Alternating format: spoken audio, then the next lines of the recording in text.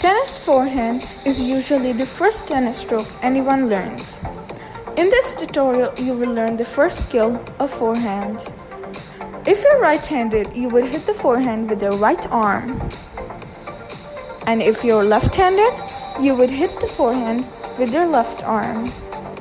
The forehand swing is performed while the palm of the dominant hand that is holding the racket faces forward. Essentially, the forehand is made by swinging the racket across one's body.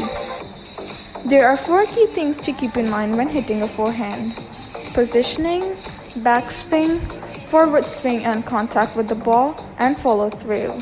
The best way to hold your racket is to hold it as if you're shaking your hand. In the early stages of learning the technique, you would stand perpendicular to the net with your non-dominant shoulder pointed at the net. This is referred to as closed stance. Sometimes you'll see pros and other great players hitting forehand with an open stance, where the body is open and facing the net. Depending on your level, you might hit forehand with either or both type of stances.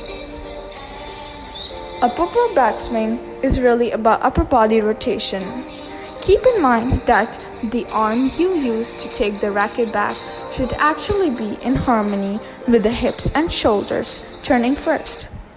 You know you have completed the setup of the swing properly if your shoulder is closed, with your body facing the side of the court and the shoulder is pointed at the net.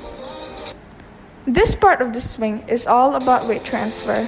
You're taking the energy from your backswing and transferring it through the tennis ball and towards your target.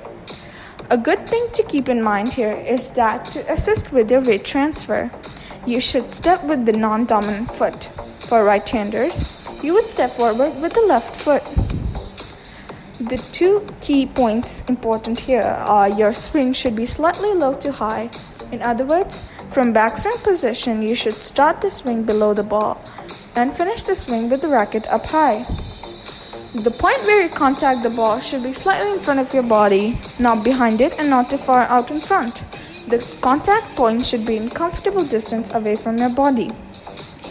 After you connect with the tennis ball, continue your swing through the ball with the racket ending up high. This is how the final shot looks like.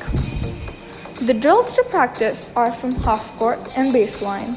You can play center or you can hit the ball right or left. Here is a demonstration of standing in the center and hitting at 3 different directions, followed by standing at the baseline, that is at the end of the court, and following these 3 practices.